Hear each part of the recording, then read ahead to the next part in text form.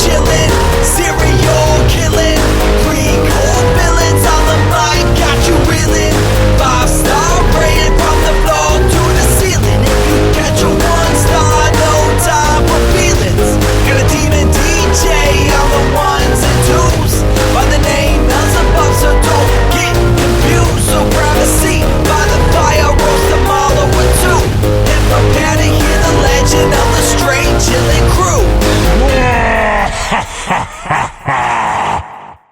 Greetings, everybody. This is Randy or Gandy or Blandy or whatever the hell you want to call me. Like, truly, I have never rejected a moniker yet. So hit me with it. Welcome to a bonus episode of Straight Chilling, in which I'm going to be covering yet another festival that we were fortunate enough to get to not attend in person, unfortunately, but we were fortunate enough to receive screeners from, be involved with the press credentialing process, and that is the Fantasia Film Festival of 2025. Thanks very much to Fantasia Film Festival organizers and all of the filmmakers who did provide us with a few screeners to watch. There is some bad news, unfortunately, and that news is that because of just an unfortunate cascade of collapsing schedules that happened, I was the only one out of the three of the Straight Chillin' crew that was able to review or watch or review any of these films. We were all very much like inundated with other commitments, and so this one just kind of got away from us, and we weren't able to do a whole lot with it. I was able to watch 5 films, however, and that is what I'm going to be talking about today. Be talking about the 5 films that I did manage to squeeze in. The other guys are regretful that they couldn't watch anything, but they send their love. So yeah, let's start this thing off here. There's only, like I said, only 5 films. I'm going to keep it spoiler free. I'm going to give you just general impressions. I'm going to try not to summarize too much, in part because, these are new movies, again, spoiler free, but also because it's been a minute since I actually watched these films and I don't want to misremember anything and relay anything incorrect. Okay, so diving right in here, I'm just going to jump right into our first film, which is a film called Sugar Rot. Now, this is a Canadian film, a horror film from Becca Kozak.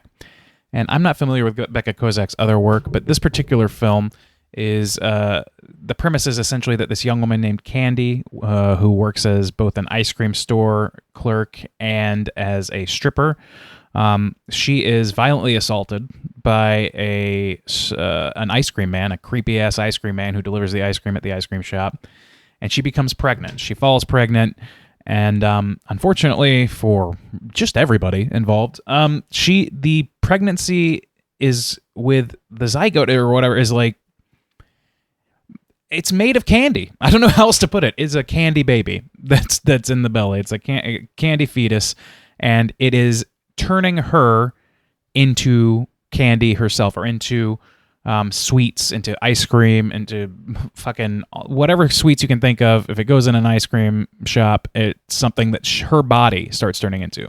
So this is like body horror to some extent. It's also heavily schlocky. It directly name checks like Herschel Gordon and other sort of like schlock transgressive directors like that. So you can see, like, and it's like low budget as hell, but it's got this unique spin on it where it's like it's body horror, but the thing that's happening throughout the film is that she is slowly devolving or whatever into this sugary stuff, and neither her nor the people around her can really control how badly they just want to eat her. Like she apparently is that sugary delicious, and it's like impulsive, compulsory, I guess, that people are like, her boyfriend like goes pretty far with it, and it gets rough. I don't know. So yeah, that's the basic premise. And yeah, I was pretty excited to watch this film just because I used to work in an ice cream store for one. So that was in like, hey, me too. Let's see how they do this. And also, I like good body horror and stuff. I like low budget DIY type stuff. I like punk rock in general. It seemed like a fairly feminist point of view movie, which turned out to be quite true from my limited understanding of feminism in general. So I was pretty primed for a movie like this, I think. And I gotta say, I was not that into it by the end of things. Like I said, I'm no like scholar in the field of feminism by any means whatsoever. I have very tertiary knowledge of that stuff, but it seemed like a relatively shallow point of view from what I could see. This is a young woman who's like, self-confident. She's out there doing her thing. She's like, she is the master of herself, at least for a while, and then she starts getting exploited, and then she gets violently assaulted, and then she gets exploited some more, and nobody seems to want her to just make her own calls. Everybody in this fucking movie calls the lead actress Candy, or I'm sorry, not the lead actress, calls Candy, the character, fat or small tits or whatever. Like, she's very much denigrated for her looks, which is, it's a very blunt. It seems like a very blunt take on feminism to me, and so she like bucks on that stuff. Obviously, she's like, but she has the agency to be like, well, I don't know, maybe I'll get a boob job, maybe I'll do whatever, blah, blah, blah, before all this stuff happens. And then she's also confronted with moral majority types. Her boss at the ice cream shop is this woman named Barbie, I want to say, and her husband, Dr. Herschel Gordon, rather, a direct name check there to schlocky movies, gore movies. He is willing to, she goes to him seeking an abortion for this fucked up fetus that's killing her, basically, and he refuses to give it to her on the grounds of, Jesus or whatever. And her reaction to that is, or his reaction is like, no, I won't do that, but, I'll give you some liposuction, or if you want, a boob job or something, I'll do that for you. So, like, the hypocrisies of that the evangelical world are on display here. I don't know. It seemed like it's touching on things. It's touching on all the expected things, and not, to my mind, bringing the most interesting points of view out about those things. Now, all that said, like, that's very central to this movie, which is why I bring it up first. But like, what I did like about this movie, I didn't like. Sexual violence is always hard for me. I don't really love seeing that sort of thing. But it's played so schlockily and silly that it's kind of hard to see it with any level of realism, especially because I knew what was eventually going to happen was she's going to start turning into fucking Candy because of it. And it's like, that's allegorical, that's metaphorical, and it's just on its face a silly concept. Like, and I don't mean that derogatorily. It's just like kind of silly and funny. So it kind of took the edge off of that stuff. But the thing that really stood out was the like lo-fi special effects. It was really lo-fi, like the gore effects or whatever. It was really like, clearly DIY, clearly done on a shoestring budget or whatever. But I really liked. I just like that in general. I like the scrappiness of it, and it's also not bloody exactly because it's ice cream or it's gummy bears or whatever the fuck it is. It's all, sweets and food. It's still gross, and it's still kind of charming in its schlocky effect appeal in that way. And that's probably one of the strongest things about this movie for me was that stuff. And there is sure a lot of it. So that does carry me through this. This is a tight 81 minutes. So when I tell you that at certain point it started to drag, that should tell you something about it. You know what I mean? Like, it started to drag a little bit. There was a time where like it seemed like they were just bouncing between a couple of locations, repeatedly. Getting at a certain point, it became really hard for me to remember who was who and how they related to Candy. How, like, I felt like at one point there was the same actor, the guy who played Dr. Herschel Gordon. I thought he was like playing a different character at one point. There's multiple, like, everybody, all the women in this film, not all of them, but a lot of them are like similar looking, and they're not always like referenced by name, or I didn't catch it anyway. I don't know, I had a hard time keeping up with the characters is what I'm saying. So there were some problems with this for me. It was part of the problem was probably that I like had built it up in my mind as like, oh, that's the one I'm excited to see. So like I might have like shot myself in the foot a little bit. But and it's got its moments, man. It's really, really got its moments with the special effects and stuff. I just don't know that I'm not super clear on what, if anything, this says about, about society, about feminism, about evangelical hypocrisy, and that all those themes it plays with. I don't know that it's bringing a whole lot new to the table. The thing that it brings new to the table, or thing that it brings to the table that I enjoy, that is, not somewhat repetitive, is the special effects and all those sort of things. The performances are fine, but it's like schlocky fine. You know what I mean? It's trauma level in most cases, I would say. And trauma is just usually not my bag. I'm not usually into that sort of thing. It's intentionally transgressive. It's intentionally like offensive in some ways. And, if it has a strong point, that stuff's fine. It doesn't seem to hit a strong point for me. Like at least not in a way that is unique enough to feel warranted, hyper warranted. But yeah, I don't know. I'm a little bit split on it, but I think overall I would recommend it if you're into any of those things I mentioned. If you're into like anarchic stuff, if you have a lot of knowledge about feminism or whatever, like maybe check this out and let me know if it holds water. Yeah, not terrible, not the best. Kind of a little bit of a letdown because of my high expectations is what I would say about this one. Oh, and I would add on that this is a hyper explicit film. So like there's a lot of nudity and that sort of thing and sexual shit happening. So you got to be down for that sort of thing. You got to be okay with that sort of thing to watch this as well. Fair warning.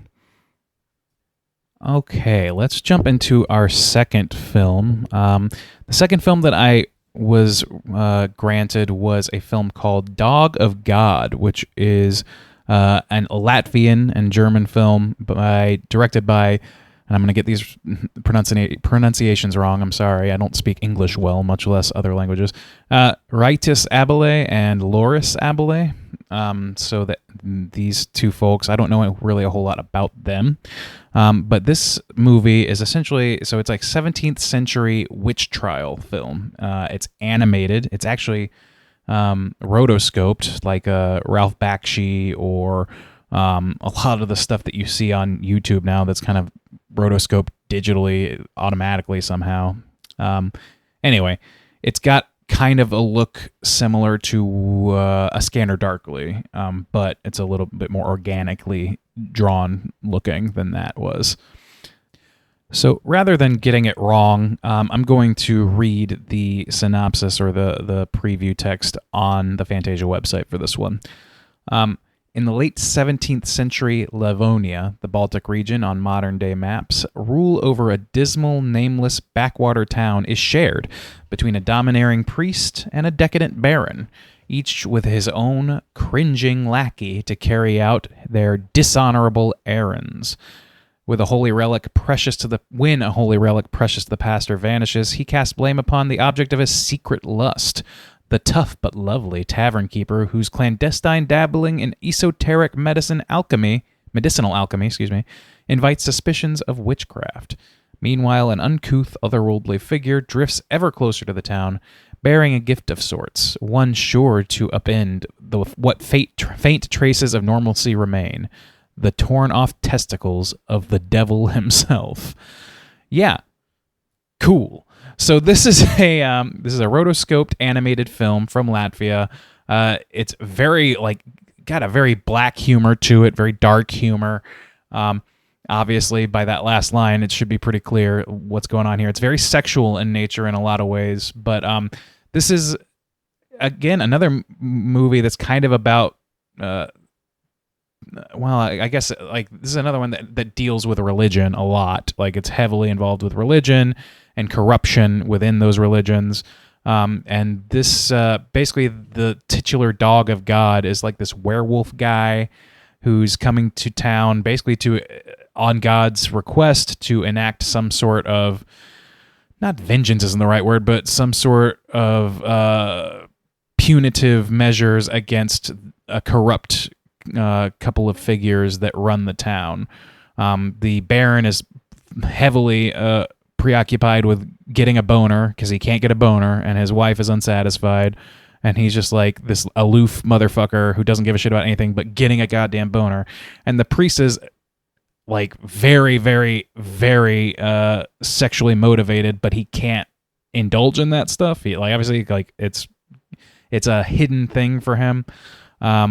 and like it says, they both have like lackeys that do their shit for them, do things for them, and it's just like this interplay. It's like a paths to glory on some level, sort of thing, where these guys are like playing off each other. They're scapegoating this woman who's a tavern keeper who helps people like, you know, get well or whatever, and he starts turning the townsfolk against her. It's kind of a little bit of a sprawling tale, I guess. It's like a big cast of characters, but they're all very distinctive characters. I'll give it that for sure. And the look of it is pretty unique. You don't see a lot of this sort of rotoscoping in feature-length films, and this is a 94-minute film, so it's a full film, a full-length film rather. Yeah, I don't know. I think this movie is kind of funny. I think it's like there are some shots, some scenes in this that are just completely fucking batshit insane. Very explicit again. Like there's a lot of explicit shit that happens in this.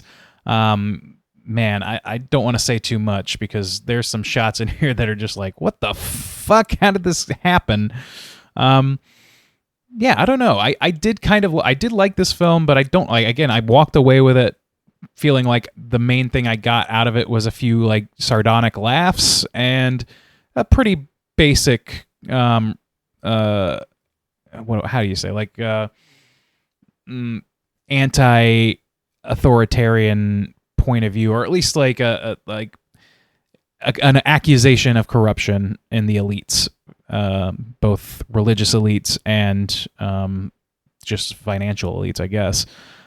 So it's nothing that I think is dying to be said that's in this movie, but it is in how it's said. It is a very unique, both visually and storytelling-wise, a very unique way of portraying those things, similar to how Sugar Rot was in that way.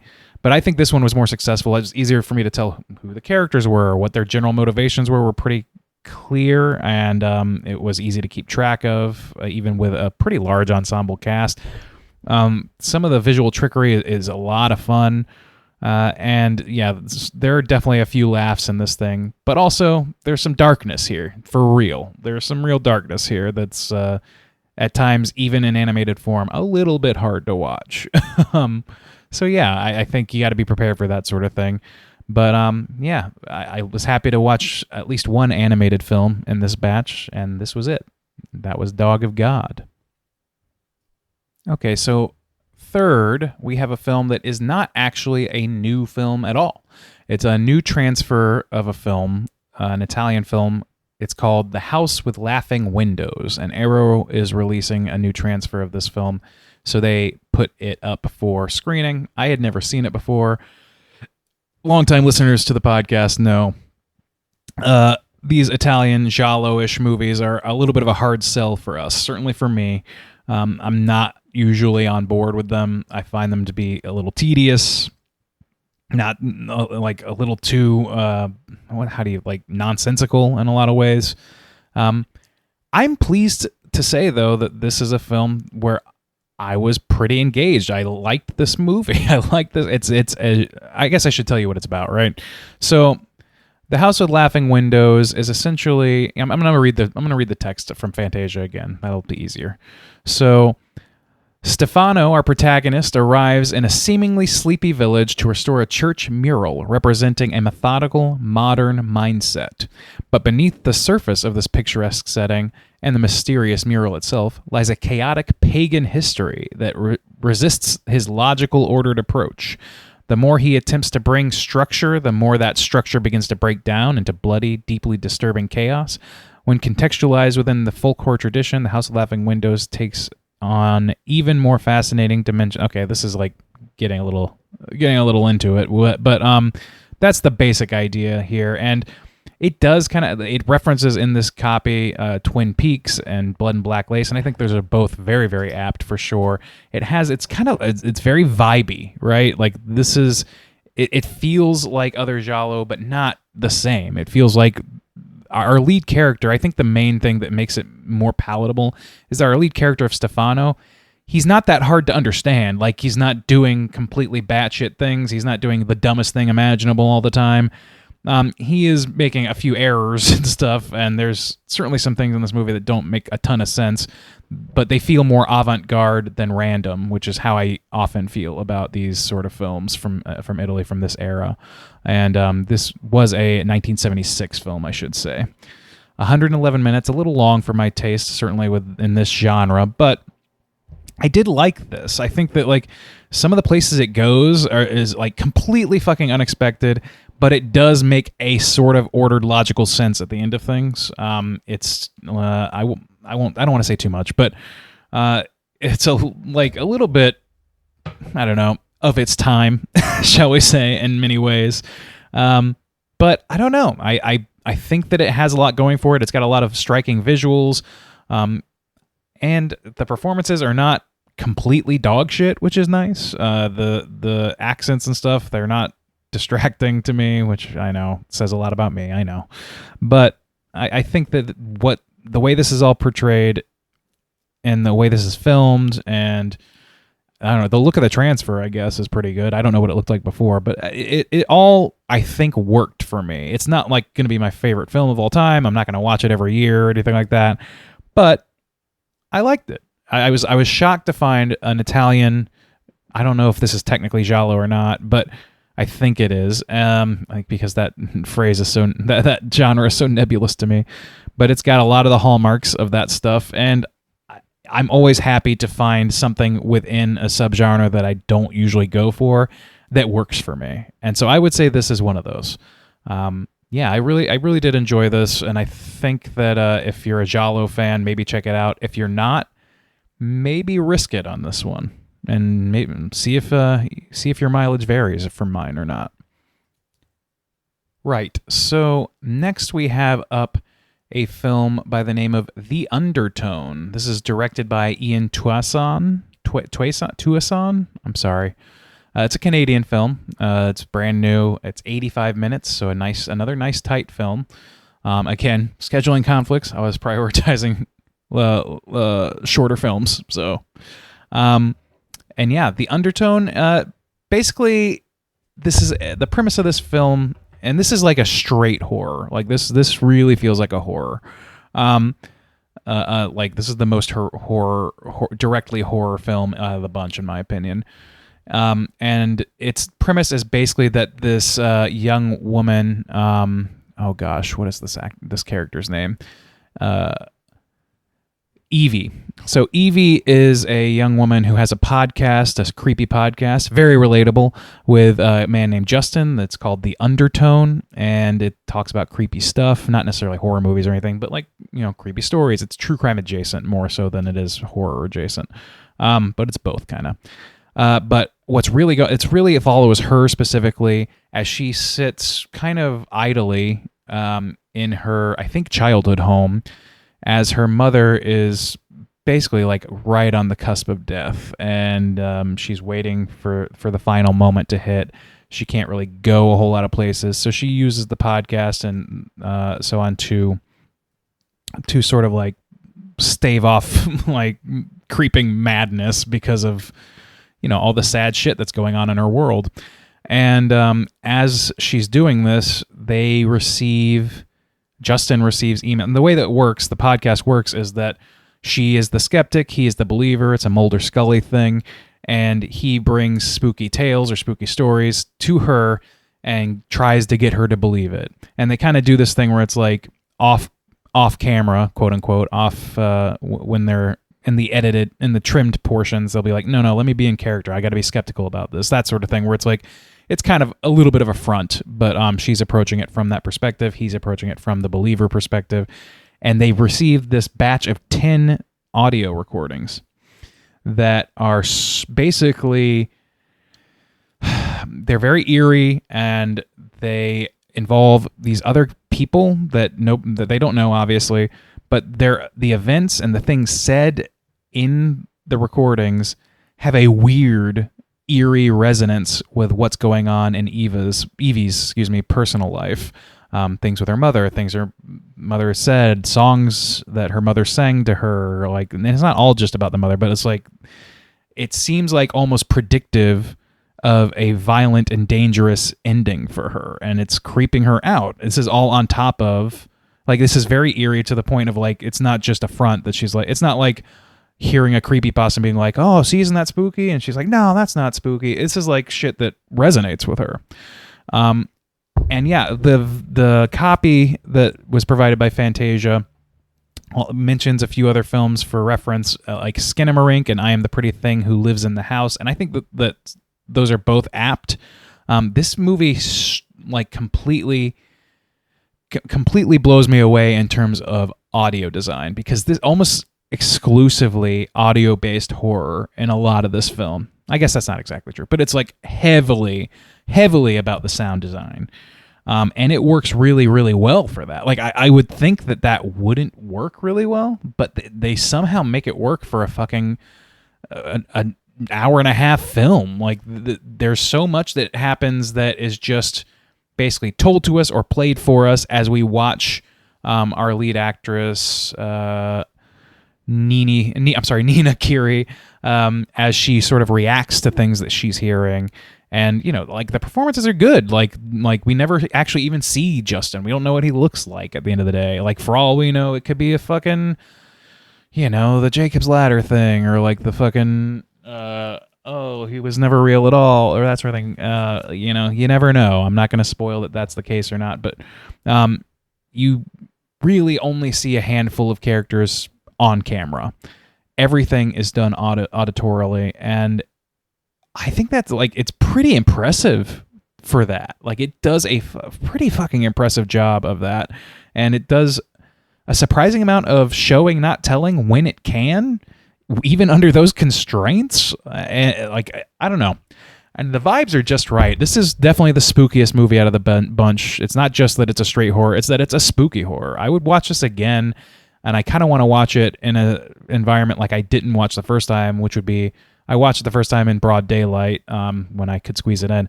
This is a film that needs to be watched at night in a quiet room with a limited number of people, dedicated to the quietness of the situation. So I would recommend it for that. I think this is the second highest recommend, or maybe it's tied for highest recommend out of the bunch that I saw. Yeah, well done on this one. I did really, really enjoy this, so check it out. Okay, and last but not least, this last film is called Positions, and it's $ positions, much like a cryptocurrency, and you can guess why, because that's, at least in part, what it's about. I'm going to just read quickly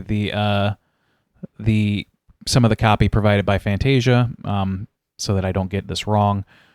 Driven by desperation, an overinflated ego, and an overwhelming responsibility to support his special needs brother, an alcoholic father, possibly polyamorous, addiction-prone, straight-edge, neckbeard Mike, turns to the erratic world of cryptocurrencies for help.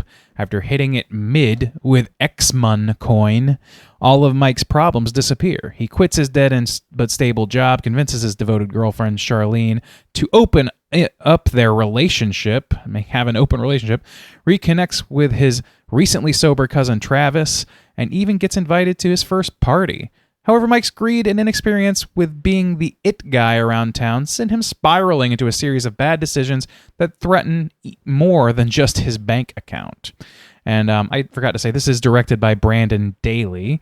This is an American film. It's a thriller and comedy. And I would say, probably for me, this film, like, I think it leans into the humor, but it definitely has some heart. And it's like, I would relate it to Uncut Gems in terms of, like, the tension. I felt so tense watching this movie. And I would relate it to, like, the increasingly poor decisions of Todd Margaret or Andy Daly in Review in terms of, like, how this lead character, the character that carries the movie, Mike, behaves. He's just an imbecile. Like, he is a well-meaning imbecile. And it's just this thing where, like I said, I mentioned Uncut Gems, and the thing about it that reminds me of that is the tension, certainly. But this is also, like, this is a movie that was bound to be made because it's about how these, at least in part, at least what I took away from it was, it's about addiction, gambling addiction. And that is something that is heavily being talked about in circles around crypto and those sort of things, because this like fucking inflation, big short schemes and all that stuff that people try and pull off with crypto, the biggest fool scams, that sort of thing, NFTs, whatever you want to say. Like, people have gotten in deep. People have ruined their lives doing this, thinking for sure they were making the best decision possible, thinking they hit it big. And that's more or less like how this movie, the premise of this movie, that's, as you heard, like, there's something very, very, God, I was just on the edge of my seat with this movie. The thriller aspect really got me. I was like, oh my God, I can't believe this idiot is doing this. And things just get worse and worse for him. He's pulling people down with him. He's like not able to do the things that he wants to. He's too ego inflated and blinded by the possibilities and by feeling smarter than the average guy to see that he's not, and that he's fucking himself over. And it gets so bleak in so many spots. Yeah, I don't know. I don't want to say too much more, but like, I don't want to say how it ends either, because like that is the premise of the film. It goes a lot. There are a lot of steps that happen, and there's a lot of moving around. There's a lot of panicking. There's a lot of heart though too. Like, this guy clearly cares about his family. He cares about his dad, who's a little bit fucked up. His mom passed. He's got his Down syndrome brother Vinny, who's just like very sweet, and he's trying to do right by him. He's got his girlfriend, who is also very sweet, but like somehow impressed with his intelligence, which I think is what makes him like her, is that she thinks he's smart. And man, things go off the rails in a lot of different ways, a lot of different times in this movie, and it's hard to watch. It's like that cringy thing, like that Todd Margaret thing. For those who have seen that show, that David Cross show, the title says it all. It's increasingly poor decisions. Like, whatever the worst decision he can make in that show, he makes. And there are moments like that in this film where it's just like, no, why would you fucking do that? Oh my God. And like I said, this is a movie that kind of needed to be made, or was going to be made at some point or another, because there are people that are living this nightmare, that have put themselves into nightmare scenarios through hubris, or through being fooled or conned, or by having people in their lives fuck it up for them. Like, he's not the only character in this film by any means. Like, people get wrapped up in what he is doing, and he's like asking people for money and doing this sort of things. It is truly gambling addiction that is at the core of this thing, and that's what reminds me of Uncut Gems. That's what like this crypto boom does to some people, and I think that needed to be dramatized in some way, in a way that feels both authentic and overblown at the same time. Not overblown, but like heightened. Yeah, this movie I think takes place over the course of like maybe 2 days. So it's a very it's a whirlwind of a movie. It's only 98 minutes, so a nice tight length as well. I think, like I said, there are either this or The Undertone, or both are my favorite selections from this particular batch that I got to see. And I was very pleased with this. So I would recommend this one if you've got if you like Beau is Afraid or some shit like that, where you're ready to feel tension for fucking 90 minutes. Yeah, let's go. This is a movie that you might do well with. And generally, I just think it like has it's something that I have not seen portrayed well in media yet. So I appreciated that a lot.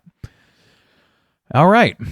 I think that's it. Yeah, that's my 5. I really wish I could have gotten into more. I know the other guys, we requested a few other movies that I didn't get to watch, the guys didn't get to watch, and we're really bummed about that. But we really appreciate the filmmakers and Fantasia again for allowing us to take a look at these films. It was a lot of fun, and we really, really appreciate it. And we appreciate you listeners. Go check some of these movies out. See what you like. See if your mileage varies or not. Yeah, I would say that's about it. Everybody, please keep chilling. I thank you.